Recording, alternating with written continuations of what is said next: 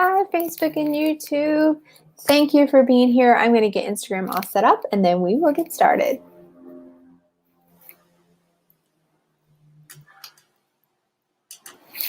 Hi, Instagram. So we are live over here on Facebook and YouTube. We're live on Instagram. Today we're going to be talking about a strong point of view. So before we get started on that, I'm going to go over a little bit, catch you guys up on what's been going on with me because I haven't been doing these for the past few weeks. And so I wanted to just give you a little insight. So around the 1st of May, I wasn't feeling very good. So I have not been feeling very good for the past couple of weeks, and I just did not have the energy to do these lives, but I wanted to get back into these. I'm starting to feel better. So I wanted to make sure that I could show up in a way that was helpful for you guys, and I didn't feel like I could do that the past few weeks. So thank you for joining.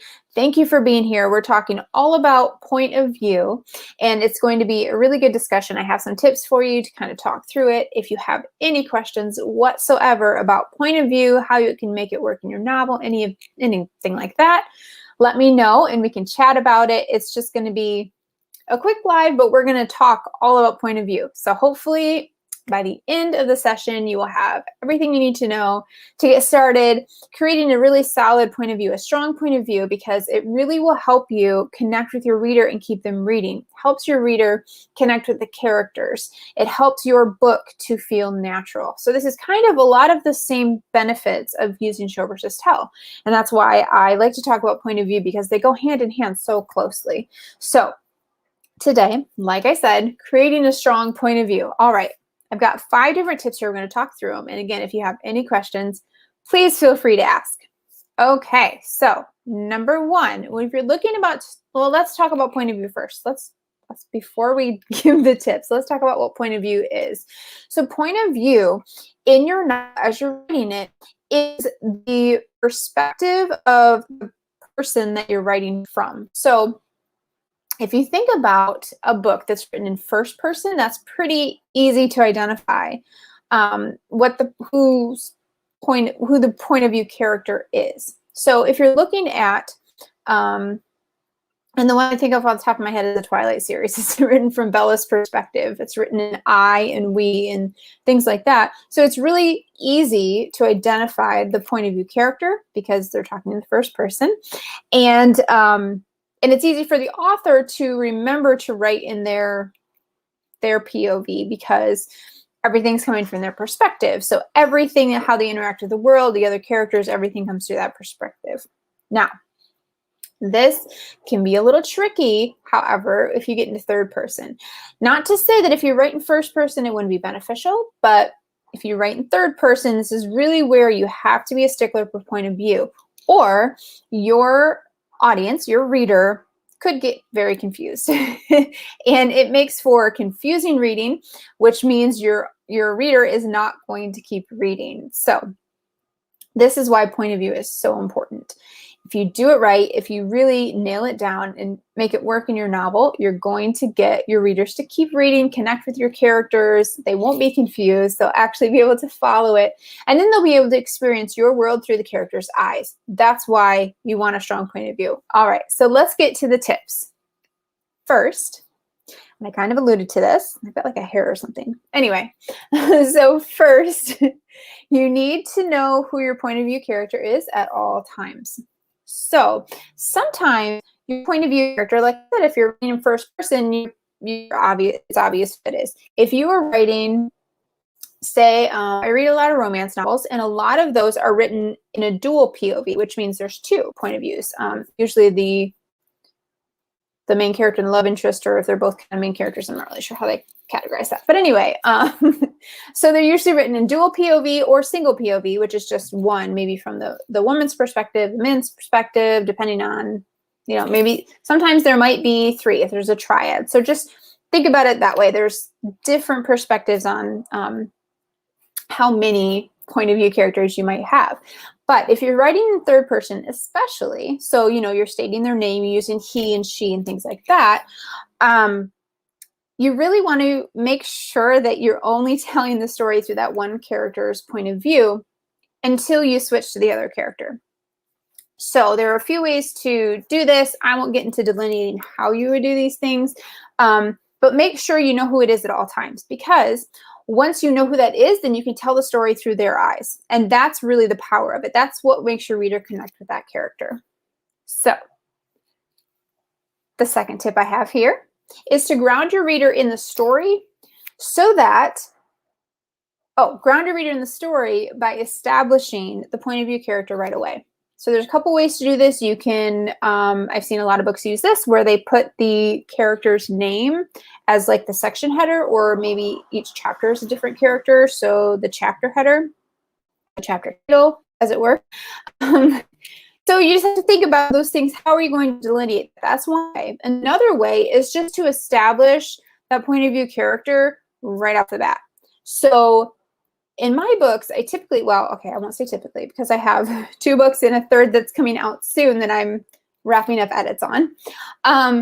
So in that book, because it's a different genre, I actually did do headers to differentiate between the POV characters so that it's a little bit easier for the reader to follow.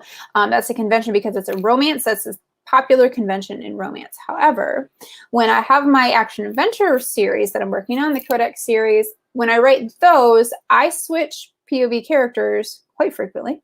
It's well beyond dual POV. We're getting into multiple POV there. And I actually write from a lot of different characters, even not the main character, the antagonist. I write really any character that their voice starts talking to me, I write them down. So there's a lot of different POV characters in it. And it's especially important when you're writing with a lot of POV characters that you, I'll get into tips later, but differentiate the voice, really know them well, and make sure that you're clear. So in the first paragraph, ideally the first sentence, but sometimes it doesn't work that way.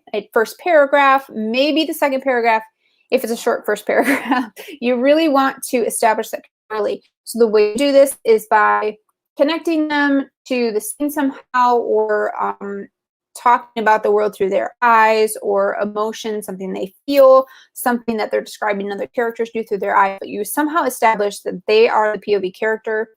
This will help you ground the reader in the scene without having to state outright the title above the section that that's their name. So I hope that makes sense. If it doesn't, let me know. All right.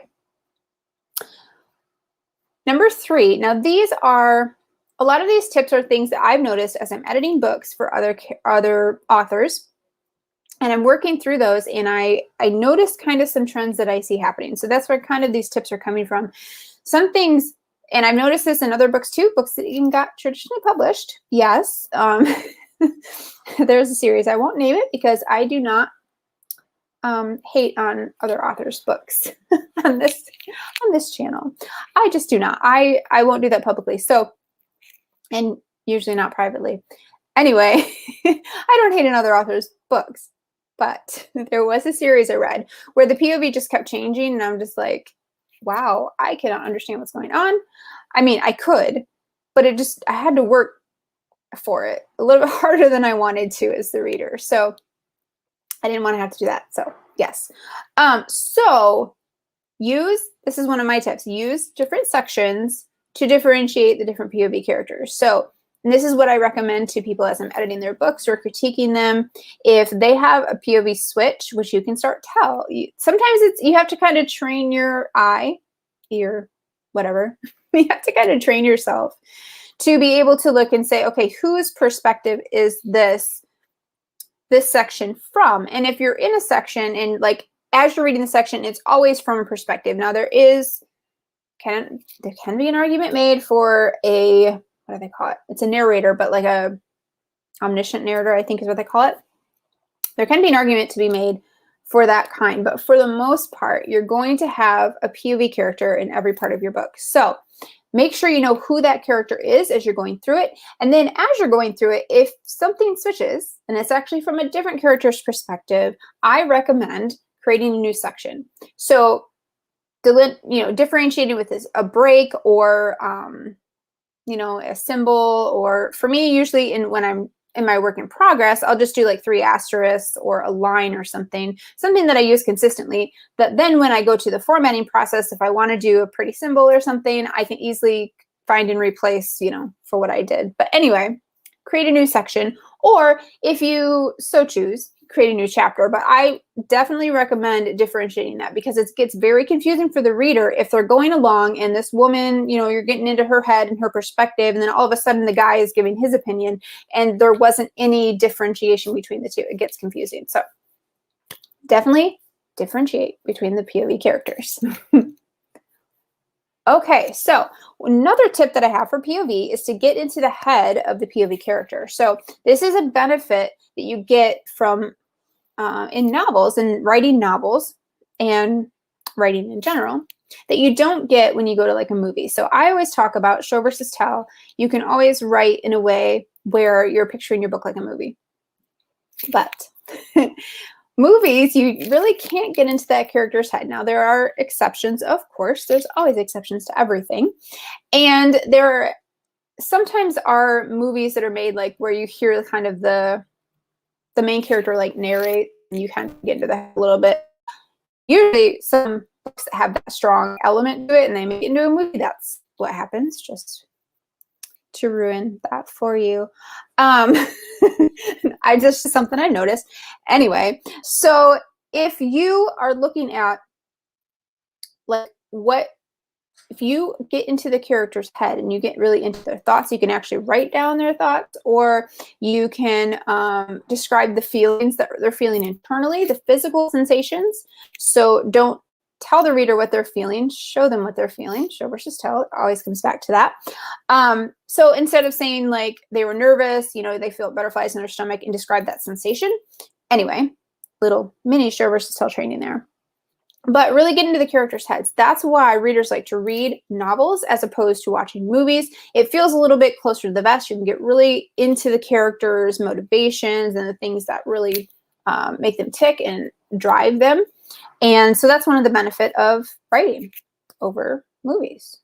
Not that that was a thing, but anyway, that helps with POV, because you can use those tips you can use that getting into the character's head to establish that point of view really easily and connect your reader to the characters. Okay, last one. This is just a good tip in general, but for POV, is to know your characters really well so that each character sounds a little bit different. Now, this is going to vary based on your writing type, the genre, your voice, all of that. So sometimes your characters might not sound very different. Sometimes they do. Sometimes like you have a character that's from a different region, so they have a very strong accent. Sometimes you have someone that they have vastly different education levels, vocabulary levels, things like that. A lot of, in my novels, my characters are generally on the same education level, or they're in the same field, so they have a lot of the same terminology. So they're not that much different, but there are still differences. People still have different backgrounds. They use different vocabularies, even if there's a few words that they use differently. It's always a good idea, if you can, and if it makes sense, to have like maybe a character has a certain phrase that they say that isn't common to other characters. So just think about how you can differentiate those characters' voices. Helps with your POV. It helps too to have a different feel for it, because then when you're writing in a different POV, if the reader gets lost and say, wait, who is this perspective from? They can feel the difference in that character, in that POV character, and their prose and their section than it feels from a different one. So if you really can do this right, this is a really powerful tool. Now, this is something that I am working on perfecting. I don't like to use that word, but getting better at. That's something that I'm always working on. And I know a lot of authors are working on, but I think it really helps fill out the POV. So if we don't have any questions, please feel free to leave them in the last few minutes, but I'm going to wrap this up because I wanted to let you know tomorrow, which is Wednesday, the 26th, I will be announcing a masterclass all about point of view. So it's not quite ready yet, but if you're interested in that, you can send me a DM or send me an email at melissa@melissafry.com. Super simple email. You can always send me an email or send me a DM on Instagram or Facebook message or I think there's even messages on YouTube, although I don't get them a lot. But anyway, wherever you're watching this, DM me or send me an email if you're interested in the Point of View Masterclass that I'll be holding this Saturday at 10 a.m. Pacific, which I think is 1 p.m. Eastern. So we're going to talk all about point of view. We're going to get really into the details. We're going to expand on all the things I've talked about here. It's going to be a really good time. It's going to be super informative. And it's part of my Show versus Tell Masterclass series. So there's also will be an overview of Show versus Tell in there as well to lay kind of the foundation and the groundwork for the Point of View Masterclass. And so I talk about point of view when I talk about Show versus Tell, but I just give it an overview. This is the chance to actually really dig into all the details and really understand point of view and get it solid so that you can work, incorporate it into your book so that readers will want to keep reading, because that's what we want. Okay. Well, thank you so much for coming. I am so glad you're here. I'm glad to get back to these because I do love teaching live, especially. I love to connect with you guys and hear all your questions or just give you things that really are helpful for you. So please feel free to reach out and DM me if you're interested in the masterclass, or if you just have any other questions for me. I would love to hear them. Okay. Well, bye, Facebook and YouTube. I'll talk to you soon.